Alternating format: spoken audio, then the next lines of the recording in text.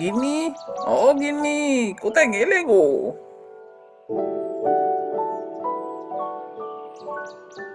কি হলোটা কি? সকাল সকালে এত চেঁচাচ্ছ কেন? বলি আমার কি কাজকর্ম কিছু নেই নাকি? না না, আসলে ডাকছিলাম। রত্না মাকে দেখতে পাচ্ছি না। কোথায় ও? কোথায় আবার যাবে? স্কুলে গেছে। এখন কেউ বাড়িতে থাকে? তুমি কি আজ নতুন বাড়িতে এলে? ওহো, ও তো স্কুলে গেছে। একদম ভুলে গিয়েছিলাম গো। শোনো, আমি তোমার খাবার বাড়ছি, খেয়ে নিয়ে বাজার যাবে তো? হ্যাঁ হ্যাঁ, বাজার যাবো। দেরি হয়ে যাচ্ছে, তাড়াতাড়ি খাবার বারো। হ্যাঁ গো, তুমি তো কালকে আম আনলে না। মেয়েটা যে আম আনতে বলেছিল, আজকে মনে করে এনো কিন্তু। হ্যাঁ গো হ্যাঁ, এবার থেকে ঠিক করেছি আমি প্রতিদিনই একটু করে আম বাড়িতে নিয়ে আসবো। এবার ফসল ভালো হয়েছে, দেখবে এবার ভালো টাকা ঘরে ঢুকবে। যাক বাবা, ভালো হলেই ভালো। হ্যাঁ গো, অনুদির মুখে যে শুনলাম এবার নাকি রতনদার একদম ভালো ফসল হয়নি। হ্যাঁ, ঠিকই শুনেছো। রতনদার এবার একদমই ভালো ফসল হয়নি। হ্যাঁ গো, তুমি ঠিক বলছো। আমাদের ভালো ফসল হয়েছে, তাহলে রতনদার ভালো ফসল হলো না কেন এবার? হ্যাঁ গো হ্যাঁ, আমি সত্যি কথাই বলছি। আমাদের এবার খুব ভালো ফসল হয়েছে। রতনদার ফসল না হওয়ার কারণ আছে। তাই নাকি? কি কারণ গো? আরে রতনদা কোথা থেকে জানি সব কম দামে সার কীটনাশক কিনে নিয়ে এসেছে। তাই তোর একটা গাছেও ভালো আম হলো না এবার। ও তাই বলো? আমি যে কি ভয় পেয়ে গেছিলাম অনুদির মুখ থেকে ফসল না হওয়ার কথা শুনে। এখন অনেকটা নিশ্চিন্ত লাগছে। আমি তোমার খাবার বাড়ছি, খেয়ে বাজার যাও।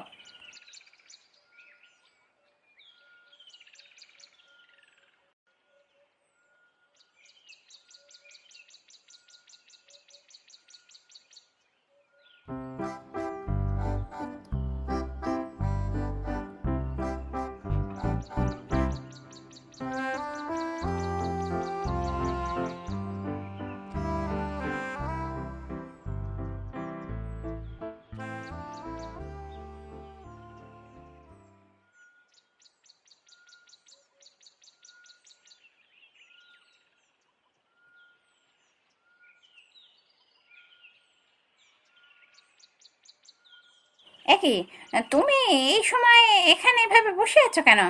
বাজার যাবে না নাকি? না গো গিন্নি, আজ আর বাজার যাবো না ভাবছি। বাজার যেতে আর ইচ্ছা করছে না। কেন, কি হয়েছেটা কি? বাজার যাবে না কেন?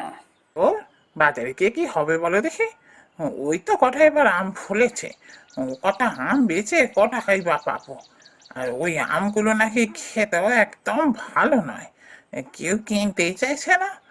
ওদিকে নিখিলের কাছে ভিড় উপচে পড়ছে।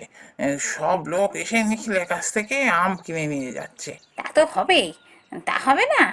তখন আমি পই পই করে বারণ করেছিলাম, কম দামে এরকমভাবে কীটনাশক সার ব্যবহার করো না। ফসল নষ্ট হলে আমাদের সব শেষ হয়ে যাবে। কে কার কথা শোনে? আমার কথায় কোনো পাত্তা দিল না। ওহ গিন্নি, তুমি যাও তো যাও। আমার ভালো লাগছে না। আমার কানের কাছে এত চেঁচামেচি করো না তো। হ্যাঁ, আমি যাচ্ছি। তবে তুমিও এখান থেকে ওঠো। যে আম আছে সে আম নেই বাজারে যাবে। ও আম পচিয়ে নষ্ট করা চলবে না, এই বলে গেলাম আমি।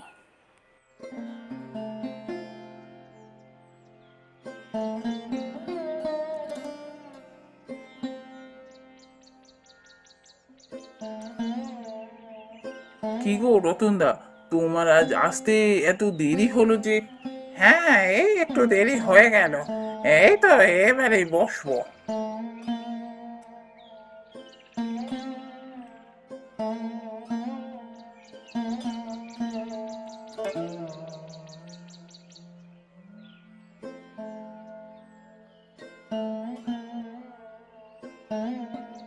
নিখিলের দোকানে ভিড় একেবারে উপচে পড়ছে। সবাই খেলে ওর কাছ থেকে আম কিনছে। আমার কাছ থেকে কেউ আম কিনছে না। না না, এর একটা বিহিত করতে হবে। হ্যাঁ রে নিখিল, তুই এবার যে আম চাষ করেছিস, কোথা থেকে বীজ কিনেছিস রে? এবার তো আমি বীজ টিজ কিছু কিনিনি গো। আগের বীজ দিয়ে এবারে চাষ করেছি। ওই মনে আছে, ওই খাল পাড়ে ওইখান থেকে আমরা দুজনে গিয়ে নিয়ে এলাম আমের বীজ। ওই বীজ থেকেই যে গাছ হয়েছিল, সেখান থেকেই আমি রেখে দিয়েছিলাম কিছু বীজ। এবারে সেই থেকেই গাছ হয়েছে। ও, তাই বল। এবারে তোর ফসল বেশ ভালোই হয়েছে, তাই না? তা তুমি ঠিকই বলেছ। ভগবানের কৃপায় এবার ফসল বেশ ভালো হয়েছে। আর হবে নাই বা কেন বলো তো? আমি তো সব খাঁটি জিনিস ব্যবহার করি, তা সে সারই হোক কি কীটনাশক হোক।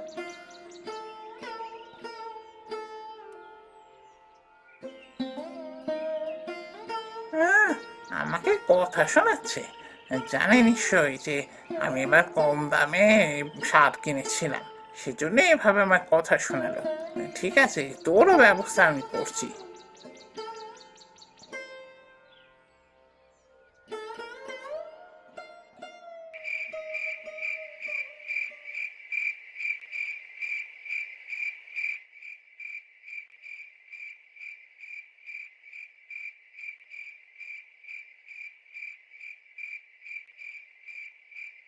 কি গো, আজ বাজার থেকে আসার পর থেকে তোমার মুখটা কেমন যেন শুকনো লাগছে। কোনো কথা বলছো না কারোর সাথে, চুপচাপ এত কি ভাবছো বলো দেখি। শুধু কি আর ভাবছি কিনি, ভেবে ভেবে একটা ফলও বার করেছি আমি।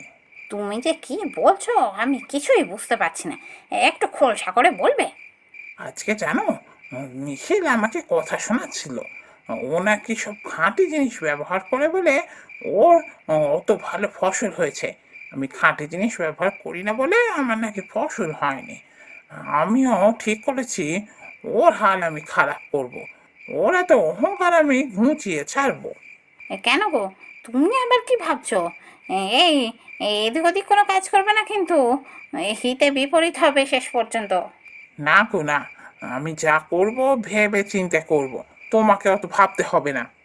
আমাকে তাড়াতাড়ি খাবার দাও দেখি, আমাকে একটু হরির বাড়ি যেতে হবে। হরিদার বাড়ি যাবে এই এত রাতে? কেন গো, কি হয়েছে? এই এত রাতে যাবে কেন? এই হরির খেতে নাকি চুরি হচ্ছে খুব, তাই আজকে হরি রাত জেগে পাহারা দেবে। তা আমি বলেছি আমি ওকে একটু সাহায্য করব, তাই ওর কাছে যাব। তুমি খাবার দাও তাড়াতাড়ি। ও, তাই বলো। ঠিক আছে, আমি তোমার খাবার বেড়ে দিচ্ছি, তুমি খেয়ে যাও। সাবধানে থেকো, হ্যাঁ।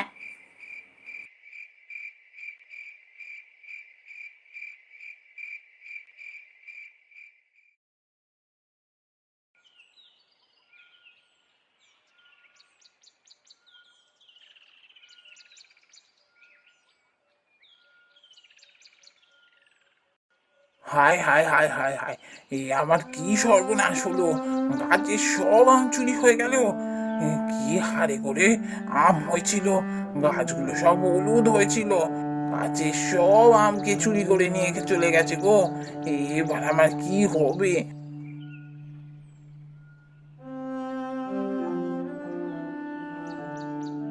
না না, এর বিচার চাই, এর বিচার চাই। আমি মোড়ল মশাইয়ের কাছে গিয়ে নালিশ করে আসি। আমার সব আমগুলো চুরি করে নিয়ে চলে গেল। এবার আমার কি হবে?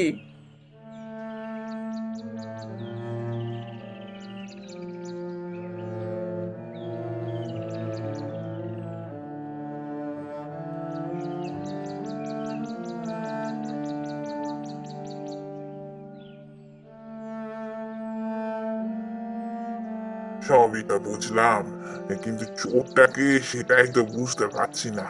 তা শাস্তি দেবো কি করে বলতো?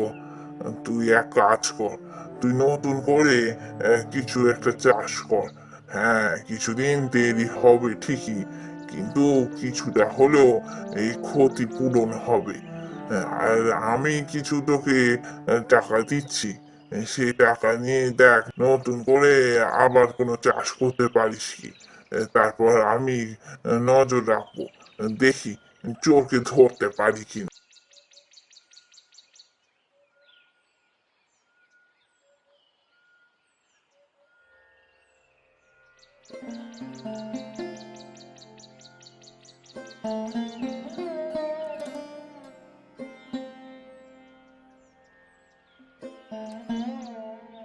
কি গো, কি হয়েছে? এত বেজার মুখে বাড়ি এলে, এত দেরি হলো কেন?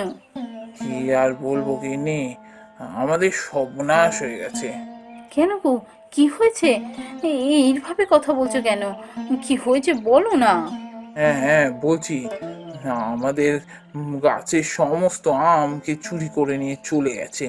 সমস্ত গাছ একদম ফাঁকা করে দিয়ে গেছে, একটা আমও নেই গাছে। হ্যাঁ, সে কি? হ্যাঁ গো, এবার আমাদের কি হবে? আমাদের এত বড় সর্বনাশ কে করলো গো? কে নিয়ে গেল? তা তো আমি জানি না। আমি মোড়ল মশাইয়ের কাছে গিয়েছিলাম নালিশ করতে। মোড়ল মশাই বলেছেন যে নজর রাখবেন, কিন্তু আমাদের যে ক্ষতি হয়ে গেল, কি করে যে ক্ষতিপূরণ হবে আমি বুঝতে পারছি না। দেখো, এত ভেঙে পড়ে লাভ হবে না। আমাদেরকে আবার নতুন করে কিছু একটা করতে হবে। আমি বলি কি, তুমি নতুন করে চাষ শুরু করো। আর এমন কিছু চাষ করো যাতে খুব তাড়াতাড়ি ফলন হয়। হ্যাঁ ঠিকই বলেছ, মোড়ল মশাইও তাই বললেন। তবে আমি ভাবছিলাম এবার আর আম নয়, এবার কলার চাষ করব। তাই ভালো, এবার বরং তুমি কলারই চাষ করো। কিন্তু এ কাজ কে করলো বলো তো? তা আমি কি করে বলবো বলো দেখি, আমিও তো কিছুই বুঝতে পারছি না। দেখো, আমার যেন কেমন একটা সন্দেহ হচ্ছে। সন্দেহ? কি সন্দেহ বলো তো? দেখো, আমার মনে হচ্ছে এর পিছনে রতন দাই আছে। রতনদা? না না, তুমি এসব কি বলছো? আরে বাবা, রতনদা নিজেরও তো বাগানে সব আম খেয়ে নিয়ে চলে গেছে। আমার মতোই অবস্থা রতনদারও। তাই নাকি? তোমায় কে বললো? আরে রতনদার সাথেই দেখা হয়েছিল, দেখলাম গাছের তলায় বসে হা হুতাশ করছে। তাই জিজ্ঞাসা করলাম, ওর আম গাছ পুরো ফাঁকা করে দিয়ে সব আম নিয়ে কে চলে গেছে। ও বাবা, তাহলে আমার ধারণা ভুলই হবে। আসলে আমি ভেবেছিলাম এ গায়ে তো তুমি আর রতনদা ছাড়া কেউ আমের চাষ করেনি, কেউ আম বেচেও না। সুতরাং তোমার যদি সব আম চুরি হয়ে যায়, তাহলে তুমি আর আম বেচতে পারবে না। আম কিনতে লোকে রতনদার কাছেই যাবে। তাই আমি ভেবেছিলাম রতনদা করিয়েছে কাজটা, কিন্তু এ তো দেখছি রতনদারও একই অবস্থা। তাহলে আমার ধারণা ভুল।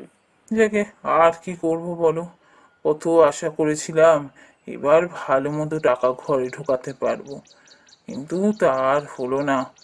কাল থেকে আবার নতুন করে চাষ শুরু করি, দেখি এবার কি হয়।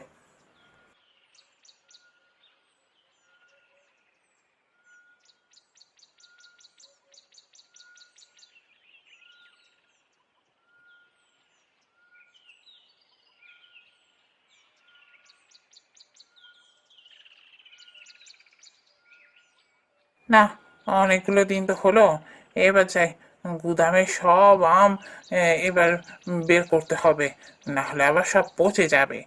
নিখিলের গাছের অত আম সব তো চুরি করে এনে গুদামেই ঢুকিয়েছে, তারপর আবার আমার গাছেরও আমগুলো আছে। এতগুলো আম পচে গেলে আমার সর্বনাশ হয়ে যাবে। যাই যাই, এবার গুদাম থেকে বার করি সব আম। সব আম এবার আমি বেচবো, ভালো টাকা উঠবে এবার।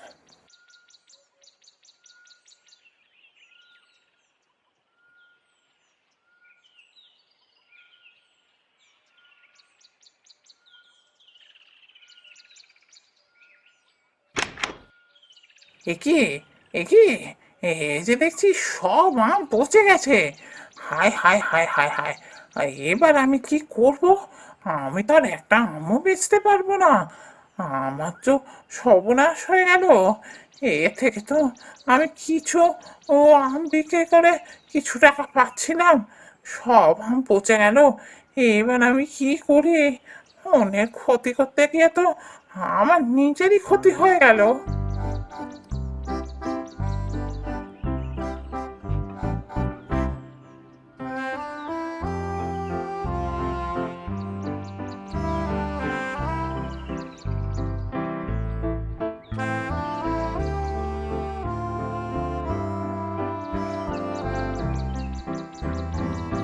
কি গো রতনদা, তুমি এখানে বসে বসে কি করছো? বাজার যাবে না? না রে নিখিল, তুই যা, আমার শরীর ভালো নেই, আমি এখন আর কদিন বাজার যাব না। তা তুই কি নিয়ে যাচ্ছিস রে বাজারে? কলা নিয়ে যাচ্ছি গো বাজারে, কলা। এবার তো আমি আবার কলার চাষ করেছিলাম, সব আম তো চুরি হয়ে গেল। তারপর কলার চাষ করেছিলাম, কলাও ভালো মতো হয়েছে। তবে এবার আমি আমার জমির দিকে ভালো নজর রেখেছি, কেউ আর কলা চুরি করতে পারবে না।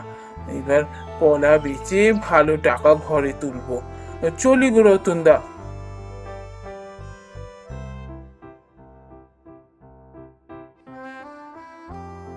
নিখিলে তো দেখছি কোনো ক্ষতি হলো না, ও তো আবার সবকিছু ঠিক করে ফেললো।